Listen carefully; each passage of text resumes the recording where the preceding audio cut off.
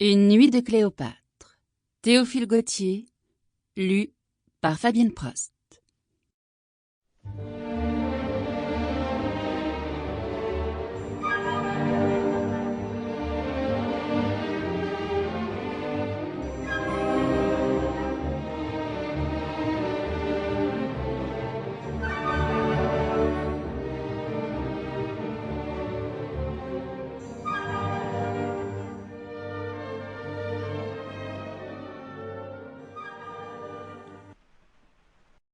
Il y a au moment où nous écrivons cette ligne 1900 ans environ, qu'une cange magnifiquement dorée et peinte descendait le Nil avec toute la rapidité que pouvaient lui donner 50 rames longues et plates, rampant sur l'eau égratignée comme les pattes d'un scarabée gigantesque. Cette cange était étroite, de forme allongée, relevée par les deux bouts en forme de cornes de lune naissante, svelte de proportions, et merveilleusement taillée pour la marche.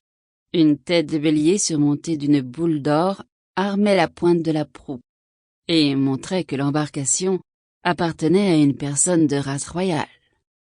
Au milieu de la barque s'élevait une cabine à toit plat, une espèce de naos ou tente d'honneur, coloriée et dorée, avec une moulure à palmettes et 4 petites fenêtres carrées. 2 chambres également, couvertes d'hiéroglyphes, occupaient les extrémités du croissant.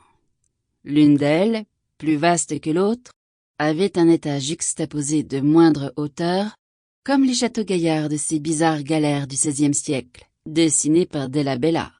La plus petite, qui servait de logement aux pilotes, se terminait en fronton triangulaire. Le gouvernail était fait de 2 immenses avirons, ajustés sur des pieux bariolés, et s'allongeant dans l'eau derrière la barque, comme les pieds palmés d'un cygne. Des têtes coiffées du pshent, coiffure des pharaons, et portant au menton la corne allégorique, étaient sculptées à la poignée de ces grandes rames que faisait manœuvrer le pilote, debout, sur le toit de la cabine. C'était un homme basané, fauve comme du bronze neuf, avec des luisants bleuâtres et miroitants, l'œil relevé par les coins, les cheveux très noirs et tressés en cordelettes, la bouche épanouie, les pommettes saillantes, l'oreille détachée du crâne, le type égyptien dans toute sa pureté. Un panier étroit, bridant sur les cuisses, et 5 ou 6 tours de verroterie et d'amulettes composaient tout son costume. Il paraissait le seul habitant de la cange, car les rameurs, penchés sur leurs avirons et cachés par le plat-bord, ne se faisait deviner que par le mouvement symétrique des rames ouvertes en côte d'éventail à chaque flanc de la barque, et retombant dans le fleuve après un léger temps d'arrêt. Aucun souffle d'air ne faisait trembler l'atmosphère, et la grande voile triangulaire de la cange, assujettie et ficelée avec une corde de soie autour du mât abattu, montrait que l'on avait renoncé à tout espoir de voir le vent s'élever. Le soleil du midi décochait ses flèches de plomb. Les vases cendrés des rives du fleuve lançaient de flamboyantes réverbérations. Une lumière crue, éclatante et poussiéreuse, à force d'intensité, ruisselait en torrent de flammes. L'azur du ciel blanchissait de chaleur comme un métal à la fournaise. Une brume ardente et rousse fumait à l'horizon incendié. Pas un nuage ne tranchait sur ce ciel invariable et morne, comme l'éternité. L'eau du Nil, terne et mate, semblait s'endormir dans son cours et s'étaler en nappes d'étain fondues.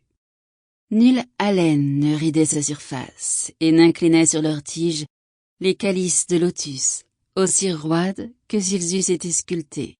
À peine si de loin en loin, le saut d'un béchir ou d'un faaka, béchir et faaka, 2 sortes de poissons, gonflant son ventre, y faisait miroiter une écaille d'argent, et les avirons de la cange semblaient avoir peine à déchirer la pellicule fuligineuse de cette eau figée. Les rives étaient désertes. Une tristesse immense et solennelle pesait sur cette terre, qui ne fut jamais qu'un grand tombeau, et dont les vivants semblent ne pas avoir eu d'autre occupation que d'embaumer les morts.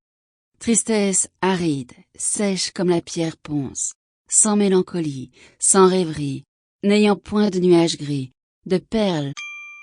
Sample complete. Ready to continue?